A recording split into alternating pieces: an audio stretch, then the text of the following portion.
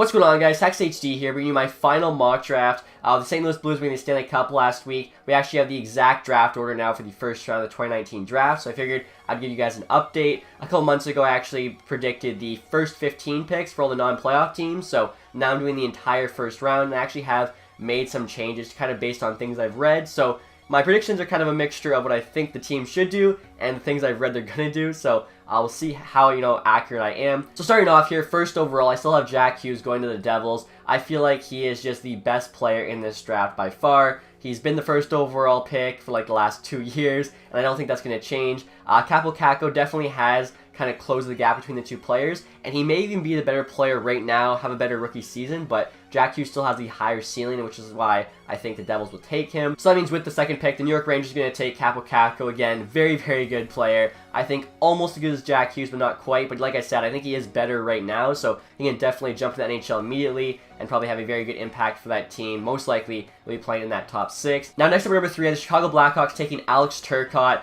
He seems to be like the unanimous number 3 pick. For me, it's either him or Cousins. I feel like they're not going to take Byram. They already have a good enough defense with good enough prospects, Bokvist, Bodwin, etc. And I think like Turcotte's probably the guy they're going to go with. He was injured a little bit this season, which is kind of why people weren't so sure about him, but seems to be the consensus number 3 pick. Is a center, could also play wing, just played very well when he was healthy in that United States development program. And with the addition of Turcotte, Chicago's going to have a very solid group of young forwards, already having DeBrincat, Strome, and Perlini. Now next up at number 4, we have the Colorado Avalanche, and I'm going to have them taking Bowen Byram. Originally, I thought they would have went for a forward, try and get like the future second-line center behind McKinnon, but if they take Byram, I realized, they would just have one of the best starting lineups in the NHL, at least in the future. They'll have Landeskog, McKinnon, and Rantanen as like their first forward line. And then on defense, you have Bowen Byram, Cale Makar. So like that's your starting 5. Goaltending, they probably still need a better goaltender, I think, than Grubauer. But that starting 5, like 3 years from now, is absolutely unreal. So I feel like Joe Sakic probably takes Byram there. I have heard they might trade down, but in that case, I hope Detroit goes up and takes Byram. But if they don't, I think that'll probably be the pick. So next up, number 5, we have the LA Kings, and I think they're going to take Dylan Cousins. Both Cousins and Doc were kind of talked about being the number 3 pick, and they're both definitely around that top 5 area. He's a good skater, and I've heard LA is looking for good skaters. They feel like they're a really slow team, and not only that, but he deserves to be in that top 5. So I think Cousins, a very good pick for them. He's big as well. Could probably be the number 2 center behind Kopitar in a couple years. Maybe even sooner than that. So really good pick from LA there at 5. Now next up, number 6, we have my favorite team, the Detroit Red Wings. Already mentioned his name. I think they're going to take Kirby Dach here.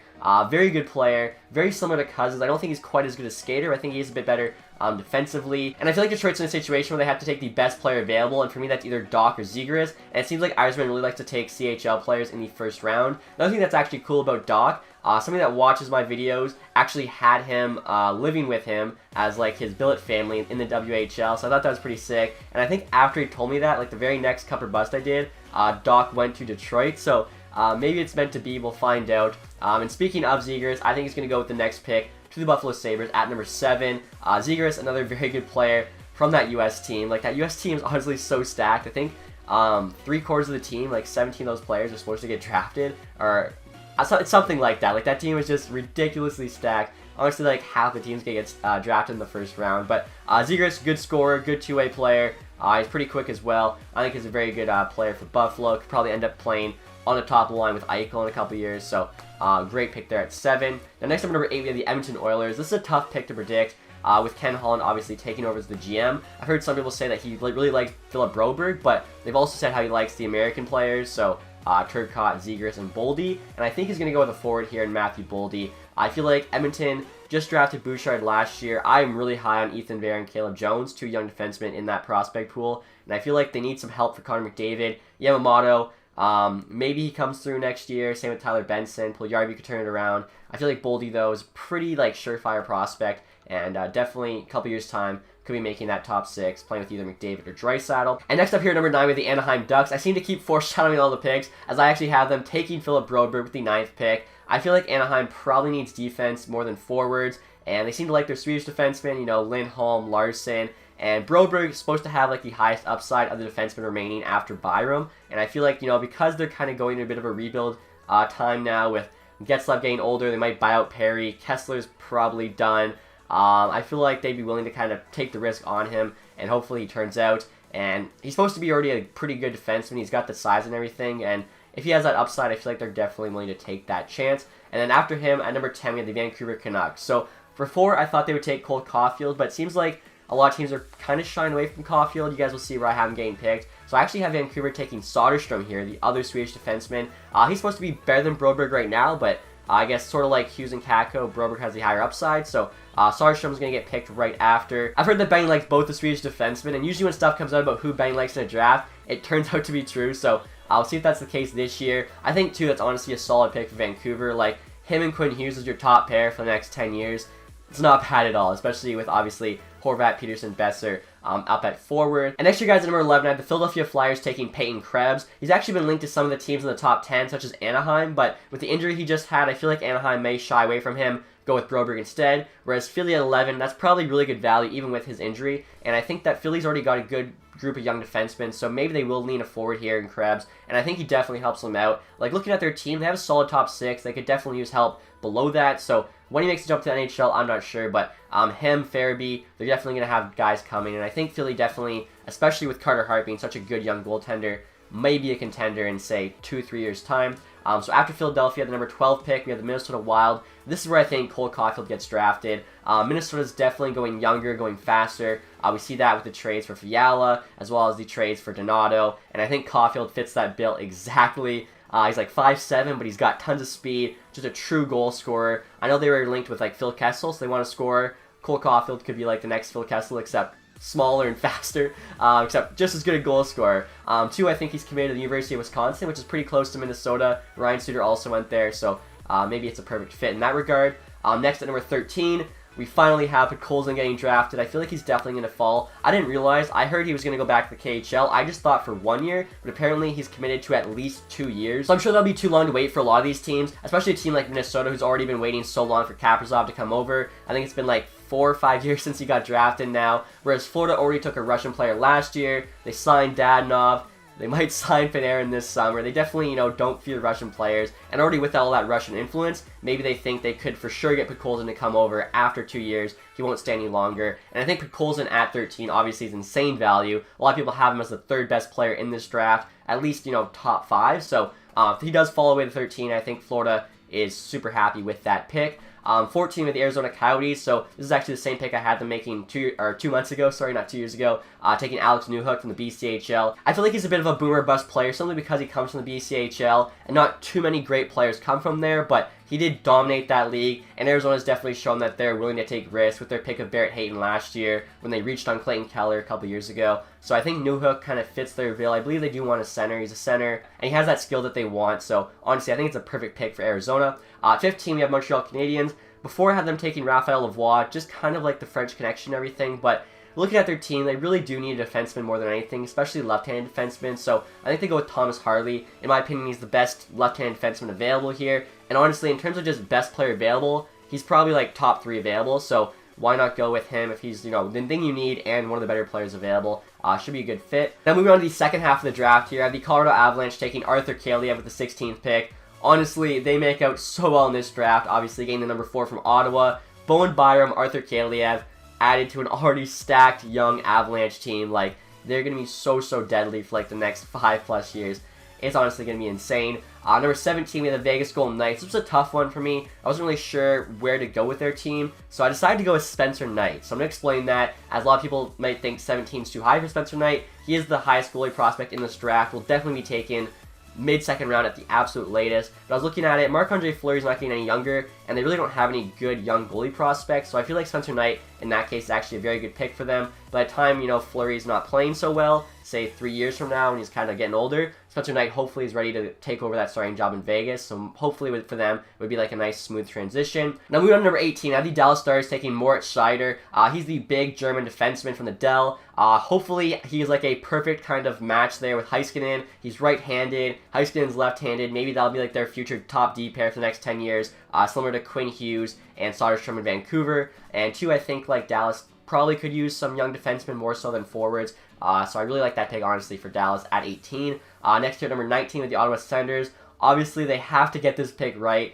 Don't have that number 4 pick. This is the Columbus pick. They got to make sure whoever they take here, turns into a player for them. They can't afford to waste it. So I feel like they're going to want the best player available, but also hopefully like a player they can't miss on, and I feel like that's Ryan Suzuki, kind of like the total package there at center. And honestly, at 19, that's kind of a bit of a fall for Suzuki, but I feel like it's honestly very good value. And right now for the young forwards, they have Tkachuk, they have Colin White.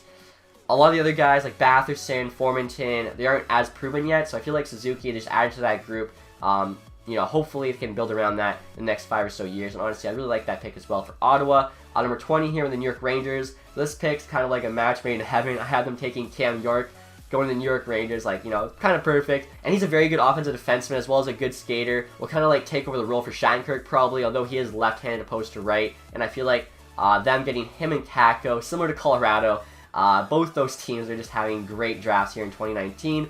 Number 21 now, we have the Pittsburgh Penguins. I feel like this is where Raphael Lavoie finally goes. Obviously, not the best skater, but he is a very good scorer. So whether it's next year, like right out of the draft, or a couple years from now, throw him on a line with Crosby or Malkin, I feel like he'll definitely do some damage. Now, number 22 here, we have the LA Kings again. This, of course, is the Leafs pick, and I have them taking Philip Tomasino.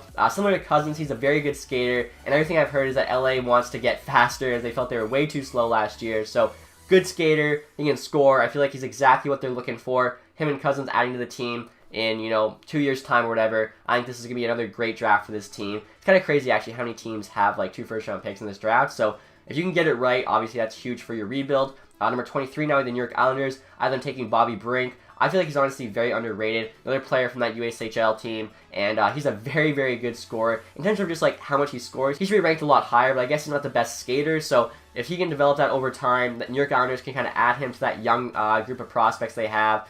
Bode Wild, Oliver Wahlstrom, Noah Dobson. I feel like he'd fit in perfectly and be a great player for them in the future. Number 24 now, Nashville Predators. I have them taking Connor McMichael. A bit of a fall for him, and I think a great pick there for Nashville. Obviously, Dante Fabro, they already have a stud defensive prospect. Connor McMichael, this could be like their stud offensive prospect of the future. 25 to the Washington Capitals. I have them taking Matthew Robertson. Without a doubt, I think the best defensive prospect left in the draft. This is also kind of low for him, but honestly, after like the first, I don't know, 5-10 picks, like the draft's just wide open. Honestly, anything could happen. I'm really excited, honestly, to watch it, see how it all goes down. I'm hoping for a bunch of trades and stuff, but Matthew Robertson, I think, great pick for Washington. I was talking about in the trade sim video, but I think their forward group's already kind of set in stone and good to go, whereas defense, maybe there's some older guys that need to be replaced. I think Matthew Robertson could fit that bill in a couple years' time. 26 now, we have the Calgary Flames. I have them taking Lassie Thompson, played for Kelowna in the WHL, right-handed defenseman. Is definitely in need of theirs, more so than left. So, again, another guy. We're kind of drafting for need here, but once you get to this point in the draft, everyone's kind of on the same in terms of best prospects available. So if you have a guy that you need and everyone's on the same talent level, that's what you go for. 27, the Tampa Bay Lightning taking Nils Hoglander. Obviously not scared at all of taking undersized players. We see that, Tyler Johnson, Yanni Gourde. And I think Hoglander, honestly, at 27 for Tampa Bay is a great pick. And I could see him definitely jumping into that team, top 9, even top 6 in a couple years' time. And next year, guys, at number 28, I have the Carolina Hurricanes taking Samuel Poulin. Very good power forward prospect, which is actually something Carolina wanted. They said they wanted to get bigger, whatever. They're losing Ferland probably to free agency, so Poulin could be his replacement, except even, you know, higher upside. He's supposed to go around this area in the draft, so I feel like he could be the perfect pick for him if he's still available. Now at number 29, we have the Anaheim Ducks, and I have them taking Igor Afanasayev. He's in their power forward. He's also a very good scorer. Playing the USHL this year, put up a point per game. He's actually going to play for the Spitfires this coming season, so very excited to watch him play. Hopefully he tears it up in the OHL, and I feel like for the Anaheim, just a good pick there. Again, power forward, can score. Obviously they're taking 2 kind of bigger players there, but I feel like that's definitely kind of what Bob Murray likes in Anaheim, so we'll see if I'm right with that prediction. Now, speaking of big players, next year at number 30, we have the Boston Bruins, and I have them taking Alex Vlasic. He's a 6'6" defenseman, maybe 6'7", so I think maybe he's like the future replacement for Zdeno Chara. Also played for that U.S. development team. Very good defenseman in his own right. He's supposed to go late first, early second, so I feel like could be the perfect replacement, like I said, for Chara. And 2, like Boston, I think, could use another defensive prospect, especially if they end up losing Torrey Krug here in a couple years. So Vlasic there, I think, for them. Awesome pick. And finally, with the last pick in the first round of the draft, we have the Buffalo Sabres here, of course. This is from the Ryan O'Reilly trade. I have them taking Ville Heinola. He's a Finnish defenseman, and I feel like because they already took Trevor Zegras 7th overall, they're probably going to want to take a forward and defenseman just because I feel like Buffalo could use both. So just try and, you know, spread it out. Unless there's a forward they really, really like there at number 31, but I feel like they'll probably spread it out, and I feel like Heinola, honestly, a very solid pick for them. Can grow into that, you know, future decor with Ristolainen, with Dahlin, with McCabe. So we'll see what happens there. Montour as well, obviously, with the Anaheim trade. Again, a lot of these teams, I think, that have 2 picks have a very good chance here to really speed up their rebuild if they get it right. Now, there are some players I didn't mention here that I think could jump into the first round. Jacob Pelletier, Brett Leeson, Nolan Foote, Patrick Pistola, Tobias Bjornforth's a defenseman. So like I said, it's really wide open. I'm very, very excited for this draft to go down on Friday. I'm hoping for some trades as well, not just, some crazy picks. But I'll see how accurate my predictions are. Hopefully you guys enjoyed this video. If you did, leave a thumbs up. In the comment section, let me know what you thought of the predictions. Do you agree, do you disagree? Whatever it is. And as always, guys, thank you so much for watching the video. Have a nice day. Goodbye.